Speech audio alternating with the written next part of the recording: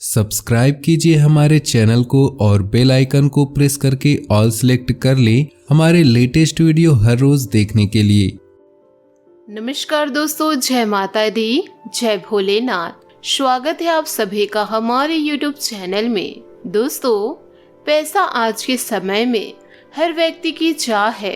हर कोई चाहता है कि वह अमीर हो और उसके पास दुनिया की हर सुख सुविधा हो, लोग उसे पहचाने और दुनिया में उसका नाम हो। लेकिन सबकी किस्मत वक्त आने पर ही जागती है। लेकिन आपकी किस्मत कब जागेगी, इसका जवाब हमारे पास है जब आपके अच्छे दिन आने वाले होते हैं या फिर आप अमीर बनने वाले होते हैं। तो आपके आसपास के माहौल में कुछ अच्छे से बदलाव नजर आने लगते हैं। आपके साथ कुछ अच्छी घटना होती है। जी हाँ दोस्तों, तो आइए दोस्तों जानते हैं कि वह 7 संकेत कौन से हैं।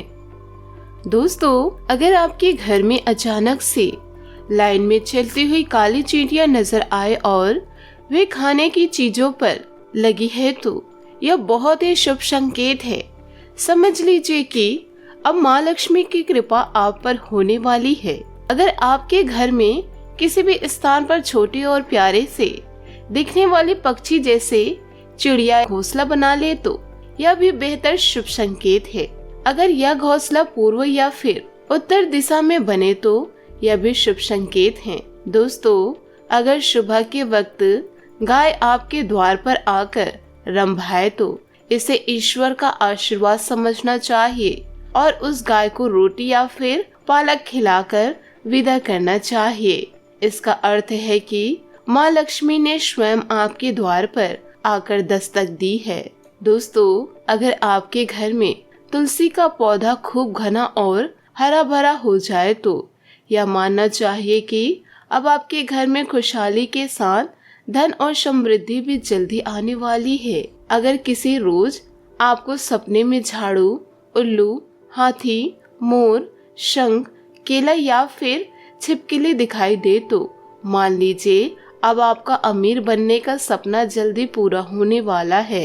जी हाँ दोस्तों, सुबह के वक्त घर से ऑफिस जाते समय आपको रोजाना 5 दिन तक कोई झाड़ू लगाते हुए दिखाई दे तो समझ लीजिए कि अब आपके सभी कष्ट दूर होने वाली हैं। माँ लक्ष्मी की कृपा आपके ऊपर होने वाली है। सुबह के वक्त घर से बाहर आपको पैसा पड़ा हुआ मिले तो यह भी धन के आगमन का संकेत है। जल्दी आपके पास भी पैसा आ जाएगा। जी हाँ, तो दोस्तों, ये 7 संकेतों को आप नजरअंदाज ना करें और ये संकेतों को अपने जीवन में महत्व दीजिए। दोस्तों, आपको बता दें कि महाभारत काल में महान दार्शनिक और नीतिज्ञ महात्मा विदुर को धर्मराज का अवतार माना जाता है। वह कौरव और पांडवों के भी महामंत्री रहे हैं क्योंकि उनकी सलाह का सभी आदर करते थे। उन्होंने राजनीति से जुड़े ज्ञान के अलावा मानव कल्याण के लिए कई नीतियां बनाई हैं जो मानव जीवन के लिए प्रासंगिक है।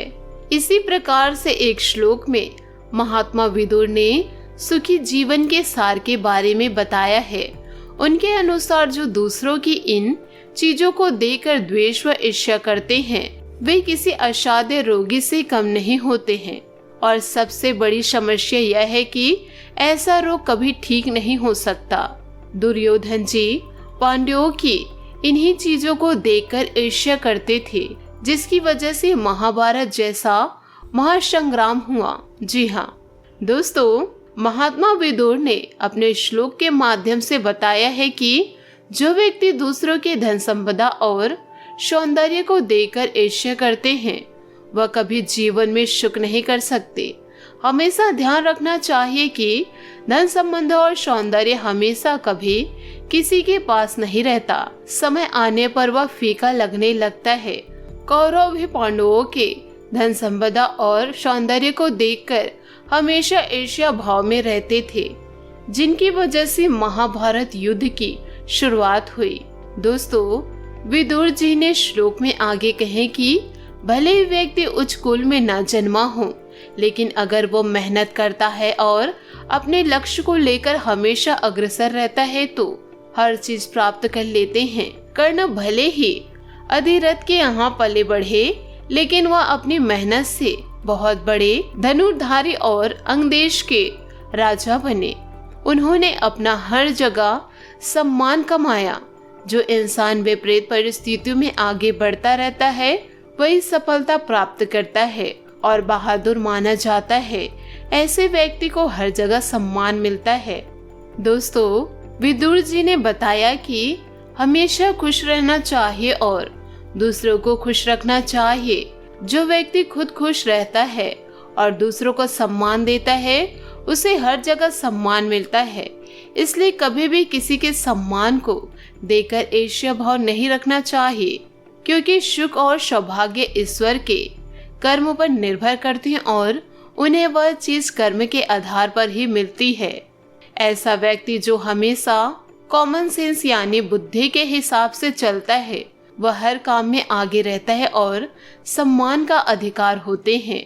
महाभारत में दुर्योधन अगर अपनी बुद्धि के हिसाब से चलते तो उसका हर जगह सम्मान होता, लेकिन वह अपने मामा की बातों को सुनकर अपने कर्म करते और बिना सोचे समझे काम करते, जिसका अंत भयंकर निकला। दोस्तों, श्लोक के अंत में महात्मा विदुर ने कहा कि सौभाग्य केवल उनको प्राप्त होता है जिनका व्यवहार कुलीन होता है। दुर्योधन हमेशा इन चीजों की वजह से पांडवों से ईर्ष्या करते थे और ईर्ष्या दुर्योधन के लिए असाध्य रोग बन चुका था। शास्त्रों में बताया गया है कि ईर्ष्या इंसान को धीरे धीरे नष्ट कर देती है और कहीं का नहीं छोड़ती।